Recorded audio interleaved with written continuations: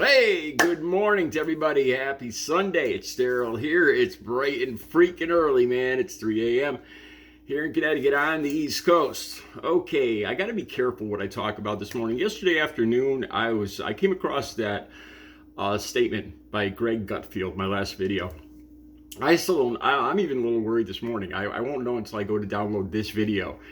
I was a little worried I was going to get another strike for that video. The more I thought about it, I just let it flow. I didn't watch what I had to say. I just realized there's some geese flying over. I was like, oh my God. As I'm talking, I could hear, all of a sudden I hear this quacking. And I'm like, what is that? You know, I thought there was people outside or something. There's geese flying north, I guess, overhead. I just heard them. Anyway, I just kind of let it loose, and I didn't watch what I said. And the more I thought about this, just some little comments here and there in yesterday's video, it got yellow lighted, so I won't be able to get any monetization. I just shut the monetization off completely, so there's not going to be any advertisements on the Greg Gutfeld. Once I saw that I was yellow lighted, I just shut the monetization off. So I want to be very careful this morning. I think I'm going to kind of just freestyle it, just kind of riff. I hate saying riff because it reminds me of Donald Trump, who I'm going to talk about in this video. Some of the stuff he said lately. I found this stuff, the links will be down below. Donald Trump, some of his recent statements from rallies like in Iowa. And I found these on Twitter. The links will be to Twitter. Most of them are to Ron Flipkowski. I hope I'm saying that name right. And he's a left... liberal, Democrat-leaning reporter. I know he's got a lot of other credits to him, and some of the stuff Donald Trump has said, it goes against everything I've learned about human nature, the people that support Donald Trump, and the stuff that he says. Everything I've learned about, I don't understand it. I want to talk a little bit about that. I want to talk a little bit about my feelings on Israel and the Palestinian-Israel situation going on. That's a big thing that's going on yesterday. And what I'm going to say, the way I feel honestly about this probably isn't going to go over too good. The last thing I want to talk about too, if I get to this, is for some reason I started thinking this morning, I wanted to understand what it must be like to be a black person in America or a gay person. But especially the first person that came to mind, like a black person, what it's like. And I want to talk a little bit about that because I can't. And most of the times I could use empathy to try to put myself into, to try to understand what it's like, how somebody else feels. And that's one situation where I really everything that I've experienced in my life just doesn't equip me to understand what it's like to go through life here in America as a black person. That's just some of this stuff's going to be controversial, I think. Let me start with Israel and Palestine. Okay, so it's on the news. I don't even need to put any links down below. Apparently Hamas I hope I could say that, went into Israel, attacked, abducted, and Israel responded.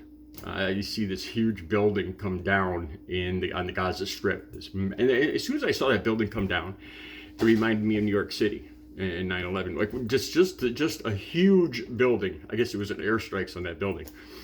And to see, again, this was the Israel Air Force that responded and took that building down. And I'm not saying they're right or wrong, but I'm thinking all the people around that building, the what that did to humanity in that area. The innocent people, everybody, and the innocent people on both sides of all this. But I got to be honest, when I look at this situation, it reminds me I'm part Native American. And when I look at this situation, Israel, I understand the basics of this. I don't have a master's in history or politics or anything like that, but I understand that after World War II, the Jewish people were given a homeland. That's the way I understand this. And it was, of course, it was a homeland that was already taken. It was already lived in by the Palestinian people as Palestine. And they were subsequently moved into the Gaza Strip and the West Bank, is it? I guess it's the West Bank, but the Gaza Strip. And it reminds me, when I look at this, I watch movies a lot of times. I watch a lot of movies to do with, that has like Palestinian directors. and their side of this, and from the other side of this. And I can't, the animosity on both sides is it's disturbing. Already both sides are saying how they're just going to win and they're going to destroy their opponent. They're going to eliminate their opponent. And there just seems to be such intense hatred in this area, and it's gone on for so long. But a lot of it reminds me of Native Americans, the way the Europeans came here and put Native Americans on reservations and then cut them off, treated them as second-class citizens, the people that actually lived here, that lived on this land originally. It sounds kind of familiar, and you see how a lot of Palestinians have to have passes to go to work, and the electricity shut off. It's hard to get food, hard to get electricity, hard to get gas. And it reminds me a lot of reservations, of Native Americans and the way they're treated, and the whole everything that happened here when Europeans just moved here and said, well, God gave us this country. This is our God-given country, and just totally disavowed the people that were living here for thousands of years. There's as I hear myself say this, there's a lot of similarities there. So I don't see it from once. I see a lot of atrocities on both sides, but I have a lot of empathy, and I know this is going to come across, but I have a lot of empathy for the Palestinian people, even after what happened here on September 11th. I'm still very angry. I mean, there's in this area, we could see the smoke coming up from New York City here in Connecticut. And a lot of people, there's people I lost that I went to school with that were working in the World Trade Center. I actually went to elementary school with that were working there, stockbrokers. But I can empathize. I can understand why they did what they did, like with George Bush, and that came after. But the way they responded to America and in the Middle East and everything, I mean, I could start to understand how they felt they had no other choice. I'm not making an excuse here, but I just try to understand why people do the things they do. Okay, now Donald Trump Jr. has said some crazy stuff. I'll see if I can find a link to this. Right as soon as this happened in Israel and Palestine, he said, "Oh, this is he actually said this, that this is coming to America now. You better watch this because it's the leftists, the radical leftists that support Palestine." I guess because what I just said, how I can empathize with Palestine and Native Americans, that I'm one of those people. And Donald Trump Jr. said, this is coming to America. The leftists are going to bring this here. This everything you see on TV is coming here. And yesterday I talked about fear-mongering and just ridiculousness of it all. And there's some more of it. Okay. That's all I'm going to say about Israel and Palestine for now. Let me move on to Donald Trump. Some of the stuff he said. Like I said, I have Trump supporters in my family, and it goes against everything I've learned in all my years on this earth about human nature.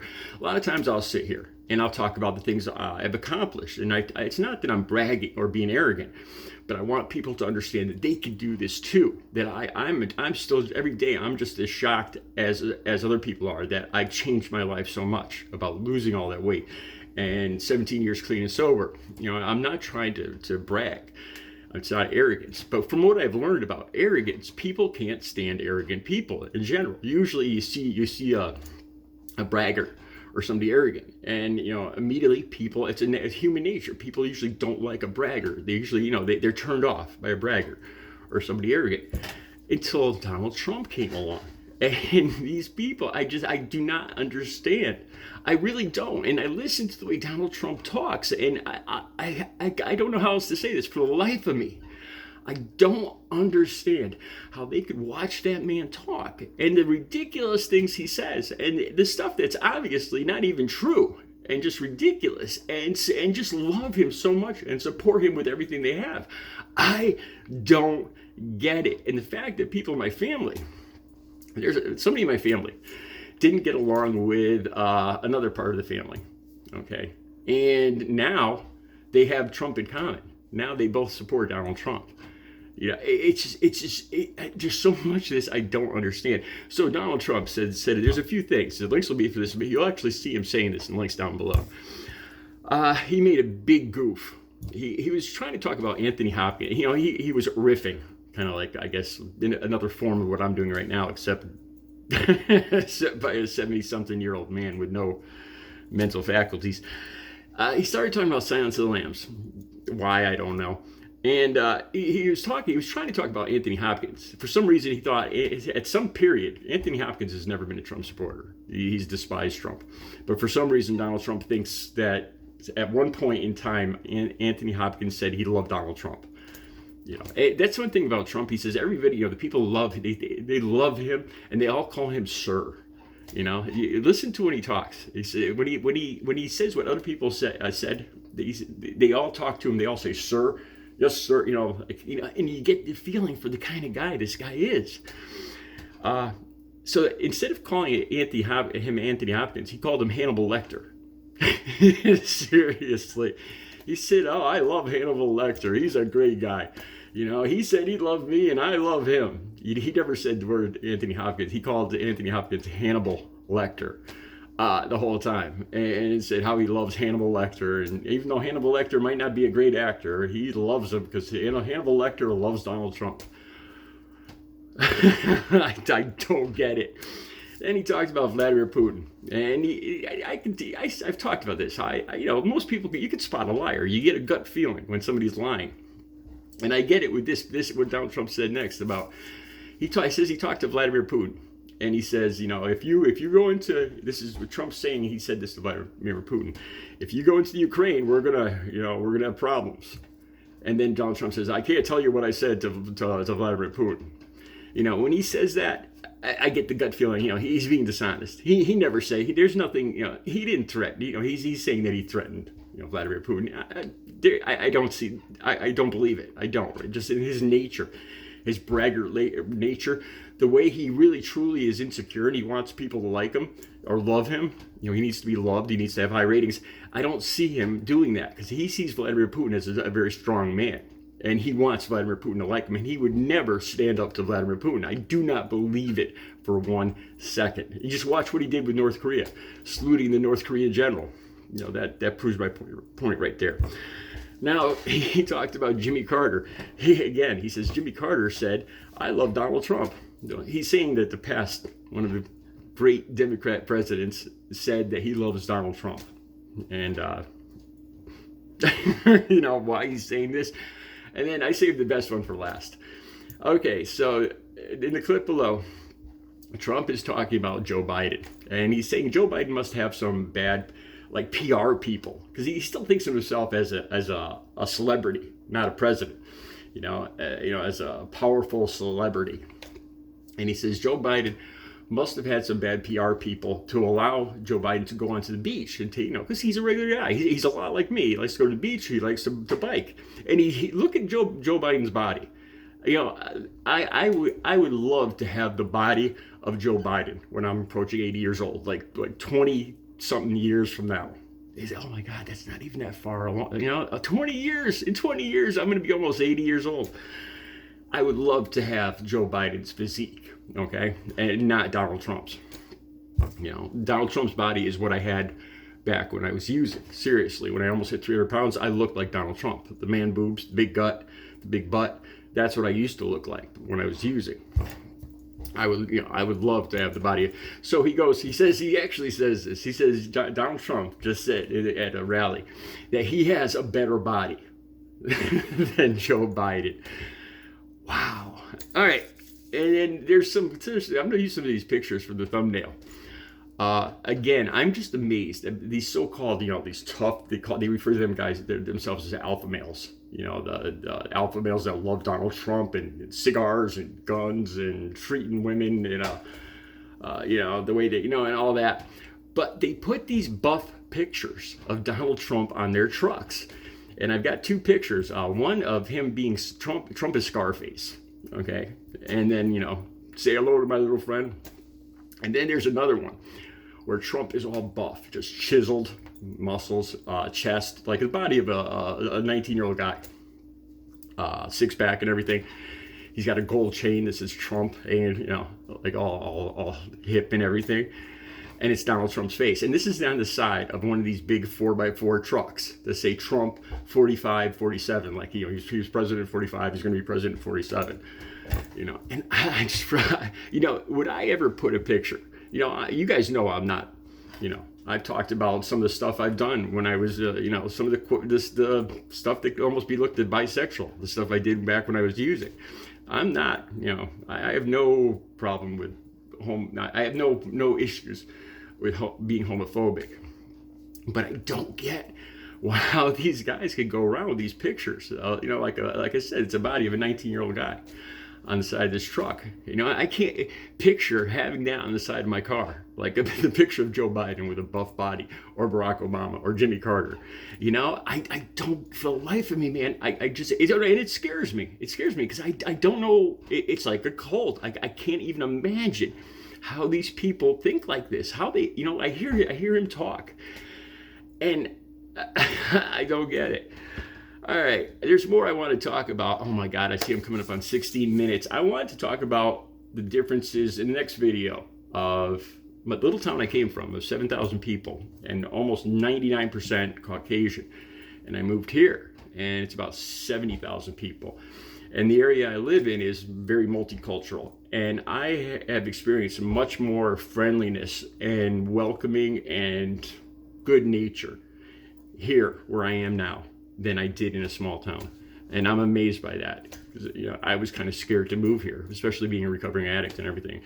And it's one of the most amazing places to live in this multicultural area. I'm going to talk about that in an upcoming video. You guys, I'll be back later with another video. You guys have a good Sunday.